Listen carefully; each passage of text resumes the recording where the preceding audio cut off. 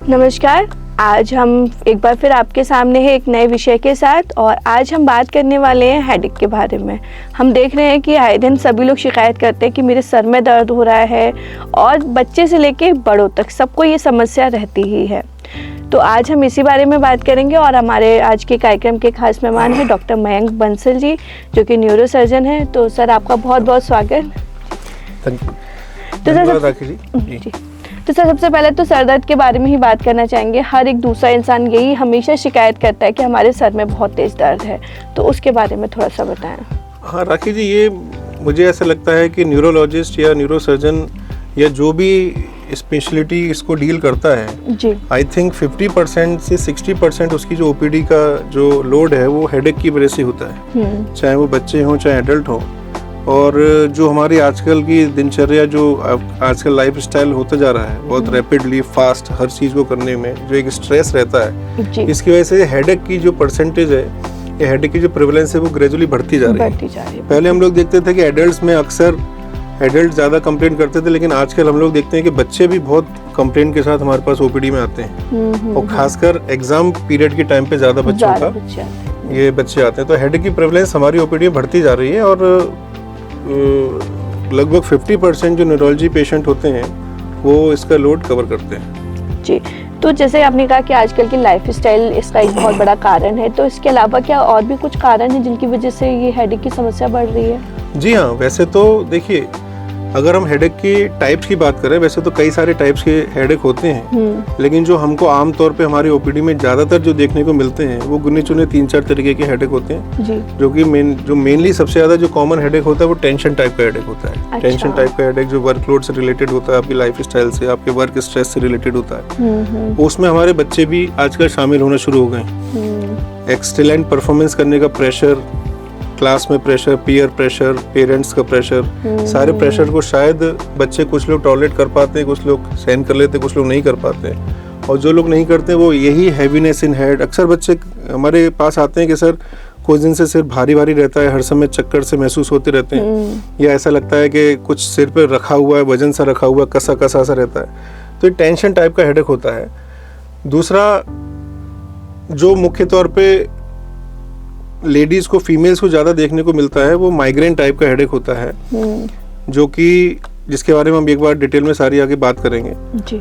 इसके अलावा कुछ और टाइप के हेडेक होते हैं, जैसे कि बीपी से रिलेटेड हेडेक होता है, जो कि किसी मरीज का बीपी बढ़ा रहता है, उसको पता ही नहीं है, उसने कभी नपाया नहीं बीपी, और वो कहता है साहब मेरे को जब सुबह मैं उठता हूँ तो सिर भारी भारी सा रहता है, और पूरे दिन भारी भारी सा रहता है। उसका बीपी नापते हैं तो निकलता है 180-200 के आसपास निकलता है, बीपी की दवाई देते हैं वो ठीक हो जाता है। हाइपरटेंशन टाइप का हेडेक होता है। कई बार एक क्लस्टर हेडेक नाम की बीमारी होती है, जो कि साल में कुछ ही दिनों में ऐसे क्लस्टर का मतलब गुच्छों की तरह आती है, कुछ दिन तक रहती है, वो सीवियर हेडेक होता है, ठीक हो जाती है। तो कई टाइप के ऐसे हेडेक्स हैं जिनको हमको बारे में थोड़ा सा समझना पड़ेगा, लेकिन जो मैक्सिमम हेडेक्स हैं जो हमारे पास जो आमतौर पर ओपीडी में आते हैं, मेनली जो टेंशन टाइप के हेडेक होते हैं, हाइपरटेंशन हेडेक जो बीपी से रिलेटेड है, और एक माइग्रेन की, ये हेडेक होते हैं जी। तो इन सभी में क्या लक्षण भी अलग अलग तरीके के दिखाई देते हैं, या कॉमन ही लक्षण सर दर्द ही रहता है? नहीं, कॉमन लक्षण सर दर्द तो हर एक में रहेगा ही, लेकिन ये क्लिनिशियन या फिजिशियन का जो कैचिंग पावर है वो उन सिम्टम में से किस सिम्टम को उसको रखना है, किसको हटाना है, किस सिम्टम के बेसिस पे अपनी डायग्नोसिस बनाएगा, सबसे इम्पोर्टेंट बात है। जैसे कि टेंशन टाइप का हेडेक बताएगा कि पूरा दिन सिर भारी भारी सा रहता है, चक्कर से आते हैं, हैवीनेस रहती है, सिर में वजन सा बना रहता है, और रात को सो जाते तो ठीक रहता है, उसके बाद सुबह उठने के बाद थोड़ी देर ठीक रहता है, फिर से शुरू हो जाता है। तो जैसे ही वो पेशेंट अपना नींद में जाता है उसका दर्द गायब हो जाता है। अच्छा। उसके बाद फिर जैसे ही वो अपने वर्क प्रेशर में, वर्क एरिया में वापस आता है तो वो फिर से स्ट्रेस की वजह से शुरू हो जाता है। उसको पता नहीं चलता है कि मेरे वास्तव में हेडेक हो रहा है, उसको हैवीनेस होना शुरू हो जाती है। ये टेंशन टाइप का हेडेक, उसको इधर की एरिया में कसावट सी लगती है। अच्छा। बेसिकली साइंटिफिक रीजन इसका ये है कि यहाँ पे हमारी दो मसल्स होती हैं, फ्रंटालिस और ऑक्सीपिटलिस, वो स्पाज्म में चली जाती हैं, जिसकी वजह से टेंशन हेडेक होना शुरू हो जाता है जी। तो लेकिन ये रहता कांस्टेंट रहता है, माइल्ड टू मॉडरेट डिग्री का रहता है, बहुत सीवियर हेडेक नहीं होता है, पेशेंट टॉलरेट कर लेता है, ना ही इसके संग कोई एसोसिएटेड सिम्टम जैसे कि वॉमिटिंग या कुछ और प्रॉब्लम आती है। थोड़ा सा डल रहेगा, उससे आप पूछे भाई प्रेशर है कि हाँ प्रेशर रहता है, भूख कम लगती है, थोड़ा सा डिप्रेशन पार्ट इसमें इंक्लूडेड रहता है। दूसरा जो माइग्रेन टाइप का हेडेक होता है, ये बहुत ख़राब कैटेगरी का होता है, ये बार बार होता है, रिकरिंग होता है और पल्सेटाइल हेडेक होता है। ऐसा लगता है कि सिर में कोई हथौड़े मार रहा है। बहुत सीवियर हेडेक होता है, 4 घंटे से लेकर 72 घंटे तक ये परसिस्ट कर सकता है। और अक्सर ये टीन्स एज में या 20s एज में शुरू होता है। अच्छा। टीन एज 20 एज में ये फीमेल्स में ज़्यादा होता है। बच्चों में भी ये देखने को मिलता है, आजकल ज़्यादा देखने को मिल रहा है। उसमें मेल फीमेल में लगभग इक्वल रेशो होता है या थोड़ा मेल में ज़्यादा होता है बच्चों में। टीन या 20s की एज में फीमेल्स में ज़्यादा होता है, फिर ओल्ड एज में आ जाते हैं तो फिर इक्वल रेशो हो जाता है 40s के बाद में जी। और माइग्रेन का हेडेक हम लोग तब डायग्नोसिस बनाते हैं कि 4 से 72 घंटे तक ये परसिस्ट करता है। एसोसिएटेड वॉमिटिंग, कई सारे ऐसे सिम्टम भी आते हैं जिसके बारे में डिटेल में बात कर लेंगे जी। उसमें वॉमिटिंग भी होती है, हो सकता है कभी कभी ब्लर दिखाई दे, आँख से पानी आने शुरू हो जाए और आँख के आसपास लालपन हो जाए। और महीने में 5 एपिसोड से अगर ज़्यादा ऐसे हो रहे हैं तो उसको हम लोग माइग्रेन का हेडेक बोलते हैं। अगर ये 15 से बार ज़्यादा चले जाते हैं, लगभग 3 महीने से रहते हैं, तो उसको हम लोग क्रॉनिक माइग्रेन बोलते हैं। अच्छा। तो दूसरे तरीके का ये हो गया, हर एक में है हेडेक मेन सिम्टम है, लेकिन इसके साथ साथ उसकी होने की क्या प्रवृत्ति है, कब हो रहा है, कब किस चीज़ से आराम मिल रहा है और सुबह हो रहा है, कितना तेज हो रहा है, ये सारी चीज़ें हमको मरीज से पूछनी पड़ती हैं जी। तीसरा बीपी के लिए मैंने बताया कि जो बीपी का हेडेक होगा वो मॉर्निंग में उठने के समय बहुत ज़्यादा होगा, क्योंकि रात को जब हम सोते हैं तो हमारी बॉडी में CO2 की रिटेंशन ज़्यादा हो जाती है, जिस वजह से वेसोडाइलेटेशन की वजह से और बीपी बढ़े होने की वजह से हमारे सिर में ब्लड प्रेशर बढ़ जाता है, ब्लड फ्लो बढ़ जाता है, जिसकी वजह से बीपी का प्रेशर मॉर्निंग में, हेडेक मॉर्निंग में ज़्यादा रहता है और हम उसको फिर बीपी की दवाई देते हैं, बीपी नॉर्मल हो जाता है तो वो ठीक हो जाता है और कोई दिक्कत नहीं जी। तो सारे प्रकार के हेडेक्स में हेडेक तो मेन कंप्लेंट है ही, लेकिन उसमें से कई सारे हमको सवाल ऐसे लीडिंग पूछने पड़ते हैं कि भाई ऐसा तो नहीं होता, ऐसा तो नहीं होता, तो पेशेंट अपने आप सारी चीज़ें डिटेल में बता देता है, हमारी डायग्नोसिस बन जाती है कि किस प्रकार का हेडेक है जी। तो डॉक्टर मयंक, अगर हम माइग्रेन की बात करें, क्योंकि माइग्रेन भी हम देख रहे हैं आजकल बहुत कॉमन, सभी को समस्या होती है और खासकर फीमेल ज़्यादा इससे परेशान रहती हैं, तो फीमेल्स को माइग्रेन होने का ऐसा क्या कारण है कि फीमेल से सबसे ज़्यादा इसका शिकार हो रही हैं? देखिए, वैसे तो अगर हम बात करें तो migraine is still a mystery जी। इतनी सारी हमारी टेक्नोलॉजी है, इतनी एडवांस होने के बावजूद भी एग्जैक्ट बेसिस ऑफ माइग्रेन क्या है वो अभी तक पता नहीं चला है। अच्छा। लेकिन फिर भी थ्योरेटिकली या फिर लिटरेचर वाइज हम लोग जाएं तो इसमें जेनेटिक प्रीडिस्पोजिशन बहुत इंपॉर्टेंट है। अच्छा। जेनेटिक प्रीडिस्पोजिशन मतलब ये कि आपके फैमिली में मदर फादर को या किसी और को पैटर्नल या मैटरनल साइड से अगर ये हेडेक या माइग्रेन की प्रॉब्लम है तो वो बच्चों में भी परसिस्ट करती है। और जेनेटिक प्रीडिस्पोजिशन टाइप का मतलब मान लीजिए कि आपके शरीर में वो होने की प्रवृत्ति है, माइग्रेन होने की, जरूरी नहीं आपके में माइग्रेन हो। मान लीजिए एक ही माता पिता के 4 बच्चे हैं तो हो सकता है कि एक में हो, 3 में ना हो। प्रवृत्ति सब में हो सकती है, लेकिन हो सकता है कि एक में हो, एक में ना हो। तो फीमेल्स में भी होने का कारण ये है कि कुछ हार्मोन्स हमारी बॉडी में जो फीमेल्स में होते हैं मेल में नहीं होते हैं, उसके कारण भी इसको हम लोग मान सकते हैं कि फीमेल में होने की ज़्यादा प्रवृत्ति होती है। कुछ और हमारी बॉडी में हार्मोन जैसे सब्सटेंस पी है या कैल्सिटोनिन रिलेटेड पेप्टाइड है या सीरोटोनिन है, जिसका हमारी बॉडी में डिप्रेशन और इन सारी चीज़ों से हमारे इमोशन कंट्रोल से ज़्यादा रिलेशन होता है। तो इसका उस माइग्रेन में बहुत अच्छा रोल देखा गया है। इसके अगर लेवल बढ़ जाते तो माइग्रेन हो जाता है, इसके लेवल हम कंट्रोल कर लेते तो माइग्रेन कंट्रोल हो जाता है। तो इस वजह से भी हमारे बॉडी में माइग्रेन का ही अटैक्स आ जाते हैं जी। हमारे जो ब्रेन का जो मुख्य पार्ट होता है ब्रेन स्टेम, वहाँ पर जो हमारे एक ट्राइजेमिनल न्यूक्लियस होता है, वहाँ से ये सारे हार्मोन्स, सेंसरी सिम्टम जब आते हैं तो सारे हार्मोन्स रिलीज होते हैं और दिमाग के सारे हिस्सों में फैल जाते हैं अलग अलग केमिकल के माध्यम से, वहाँ से सारे सिम्टम हमको प्रोड्यूस होते हैं मैडम जी।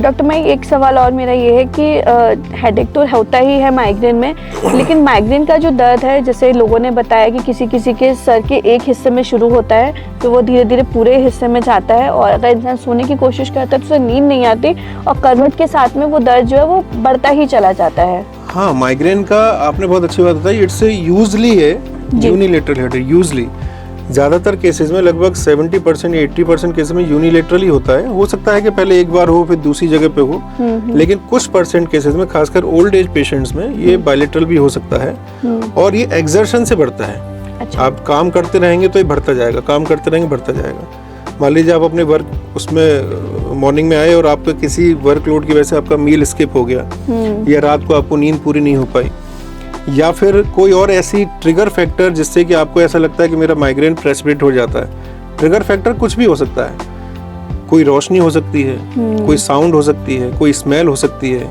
कोई खाने की चीज हो सकती है। तो ये जैसे मैंने अभी आपको बताया कि ये माइग्रेन होना एक प्रवृत्ति है जिसमें अगर कोई ट्रिगर फैक्टर आ गया तो वो फिर अटैक का रूप धारण कर लेता है। एक आम भाषा में समझाने के लिए है कि जैसे कि पेट्रोल है, पेट्रोल में ज्वलनशीलता उसकी एक प्रवृत्ति है, नेचर है, लेकिन जब तक उसको दिया सलाई नहीं दिखाई जाएगी तब तक उसमें आग नहीं लग सकती। तो वही बात है कि प्रवृत्ति अगर लेडीज में या फिर पेशेंट में है, लेकिन जब तक उसको ट्रिगर फैक्टर नहीं मिलेगा, चाहे वो लाइट हो, चाहे साउंड हो, चाहे स्मेल हो, चाहे फूड की स्किपनेस हो या नींद का डिस्टर्बेंस हो या कोई इमोशनल कोई ऐसी बात हो जाए जिसकी वजह से उसको रोना आ जाए, उसकी वजह से भी ये प्रेसिपिटेट हो जाता है। तो जब ये प्रेसिपिटेट होता है तो फिर यूजुअली यूनिलेटरल होता है, आईज के पास ज़्यादा होता है, फिर वो पूरे में स्प्रेड हो जाता है। एक्सर्शन से ये और बढ़ता है और स्लीप इसका एक ट्रीटमेंट का ही पार्ट है। अगर पेशेंट लेट जाता है, सो जाता है, रिलैक्स करता है तो धीरे धीरे उसको अगर नींद आ जाती है तो ये अपने आप धीरे धीरे सबसाइड भी कर जाता है। कभी कभी कुछ घंटों में, कभी कभी 3-3, 4-4 दिन तक ये परेशान करता रहता है माइग्रेन का हेडेक। और माइग्रेन का अटैक एक बार पड़ा तो समझ लीजिए कि उसके 2-3 दिन बिल्कुल बर्बाद हो गए। हाँ बिल्कुल जी। तो ये बहुत खासकर फीमेल्स बड़ा इससे सफ़र करती हैं क्योंकि उनको सारा घर भी देखना होता है और अपनी अगर हेडेक की प्रॉब्लम होती है तो सारा घर उनका डिस्टर्ब हो जाता है इसी वजह से। जी बिल्कुल। तो डॉक्टर माइक, सर दर्द के साथ में माइग्रेन का जो दर्द होता है इसके साथ में क्या कुछ और भी सिम्टम्स दिखाई देते हैं? जी हाँ। माइग्रेन के सिम्टम को अगर हम बात करें तो हम इसके अटैक को 4 भागों में डिवाइड कर सकते हैं। एक तो प्रोड्रोम होता है। प्रोड्रोम मतलब कि ये अटैक होने से पहले पेशेंट को कुछ ऐसे महसूस होना शुरू हो जाता है कि हाँ मुझे अब दर्द ये होने वाला है। उसको सिर में हल्का हल्का सा भारीपन होना लग जाएगा।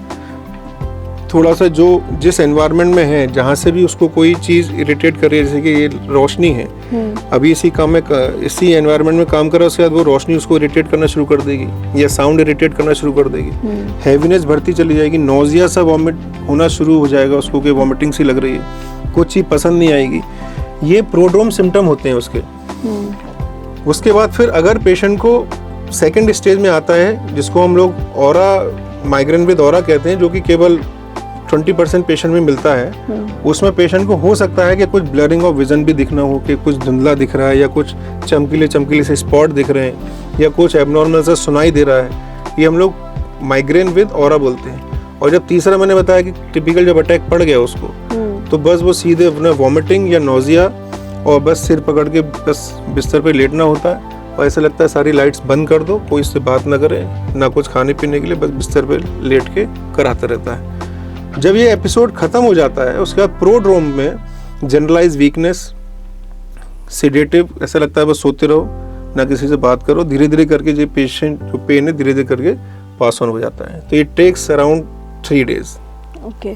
तो डॉक्टर मैं क्या माइग्रेन आगे जाके सीवियर भी हो सकता है या इसकी वजह से कोई और प्रॉब्लम भी हो सकती है न्यूरो रिलेटेड? नहीं, माइग्रेन के देखिए अपने आप में देखें तो वैसे तो कई प्रकार का होता है, जैसे कि क्लासिकल माइग्रेन जो मैंने अभी आपको जो लक्षण बताए, इसके अलावा हेमीप्लेजिक माइग्रेन होता है, बेसिलर माइग्रेन होता है। हेमीप्लेजिक माइग्रेन में कभी कभी एक तरफ के हाथ पैर में सुन्नपन आ जाता है। बेसिलर माइग्रेन में गर्दन के और खाने पीने में एरिया में दर्द होता है, खाने पीने में दिक्कत होती है। कई बार ऐसा होता है कि माइग्रेन का एक बार अटैक हुआ और वो इम्प्रूव ही नहीं कर रहा है, चाहे आप कुछ भी दवाई दें। इसको हम लोग स्टेटस माइग्रेनोसिस बोलते हैं। इस ऐसे पेशेंट में कभी कभी पेशेंट को एडमिट भी होना पड़ जाता है हॉस्पिटल में, ताकि उसको इंजेक्टेबल से हम लोग वॉमिटिंग और ये सारा हेडेक वगैरह करें।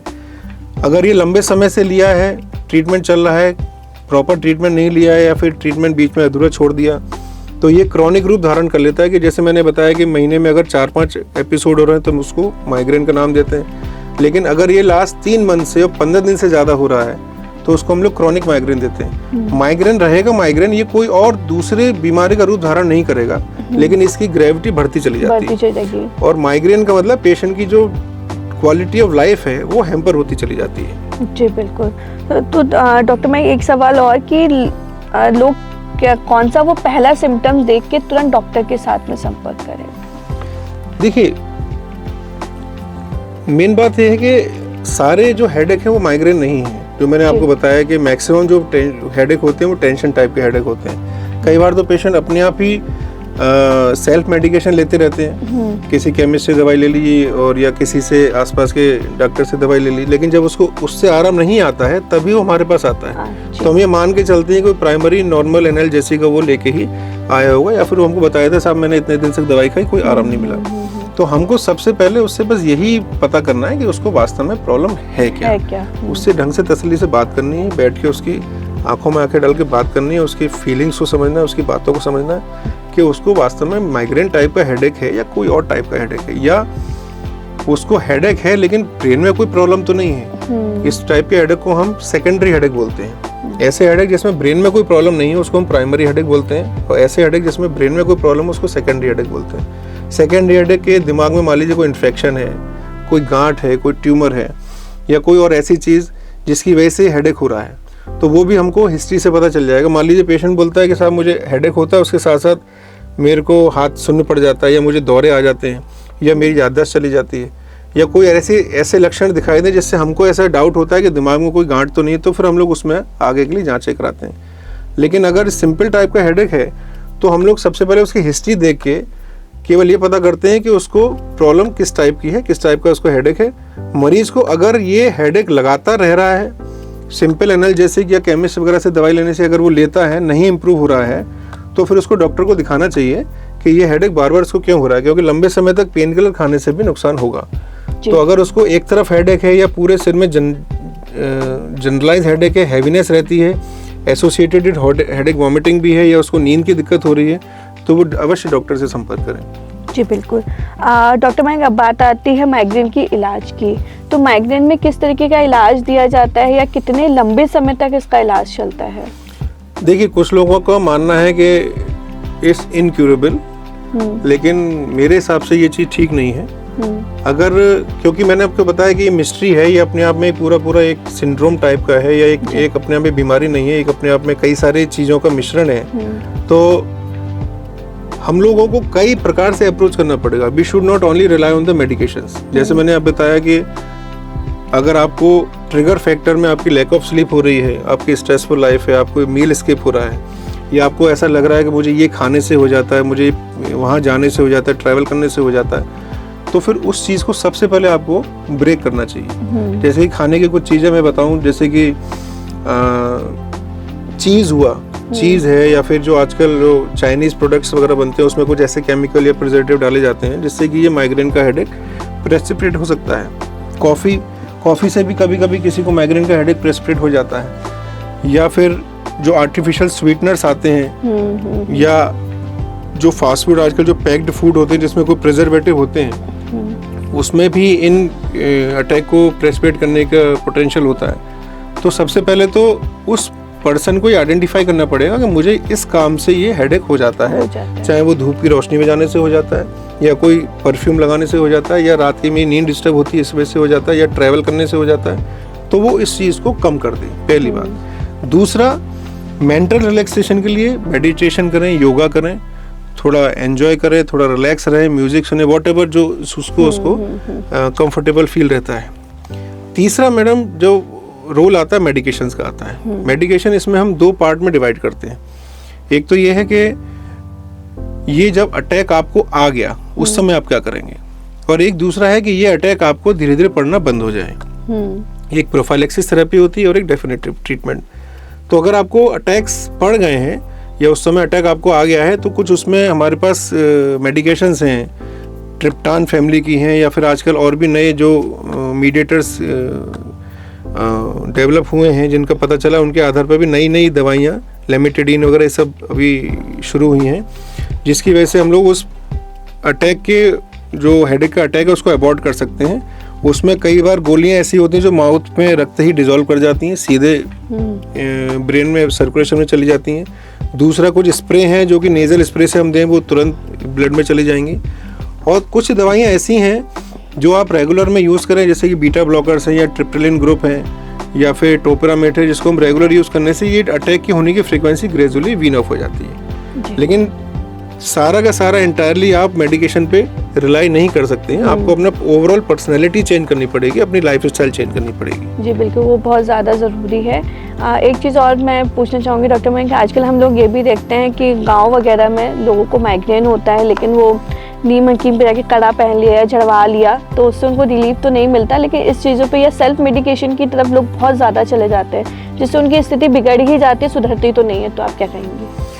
इसके लिए बस मैं यही कहूँगा कि आजकल जो गवर्नमेंट का जो पॉलिसी आ रही है वो हर ज़िले में हर डिस्ट्रिक्ट हॉस्पिटल, हर डिस्ट्रिक्ट में मेडिकल कॉलेज लेके आ रहे हैं, हर छोटी जगह पे हॉस्पिटल खुल रहे हैं और न्यूरोलॉजिस्ट, न्यूरोसर्जन्स की भी अब डिमांड बढ़ती जा रही है, मतलब कि उनकी भी संख्या बढ़ती जा रही है। और गवर्नमेंट ने रूरल पोस्टिंग भी डॉक्टर्स की कंपलसरी कर दी हैं। तो मुझे ऐसा लग रहा है कि इन चीज़ों से ये जो सेल्फ मेडिकेशन है या फिर जो क्वैक प्रैक्टिस है वो धीरे धीरे करके आगे खत्म हो जाएगी। दूसरा, आप लोगों के माध्यम से ये चीज़ जनता में जाए कि अगर आपको इस प्रकार के सिम्टम आ रहे हैं तो आपके नज़दीक ही हो सकता है थोड़ा 10-20 किलोमीटर जाना पड़े, बहुत ज़्यादा नहीं जाना पड़ेगा, तो वहाँ पे कोई ना कोई फिजिशियन, MD फिजिशियन या कोई न्यूरोलॉजिस्ट ज़रूर अवेलेबल होगा, आप उससे अपने सिर दर्द का इलाज कराएं। देर होने से बेहतर है कि आप जल्दी इसका इलाज करा लें ताकि वो चीज़ बिगड़े नहीं या कोई और चीज़ ना हो जिसका हमको पता ना चल पाए। जी बिल्कुल, बहुत बहुत धन्यवाद डॉक्टर मयंक हमारे साथ जुड़ने के लिए और इस विषय पर बातचीत करने के लिए। बस अब चाहूँगी कि लास्ट में हमारे व्यूअर्स को कोई एक मैसेज भी आप ज़रूर दें।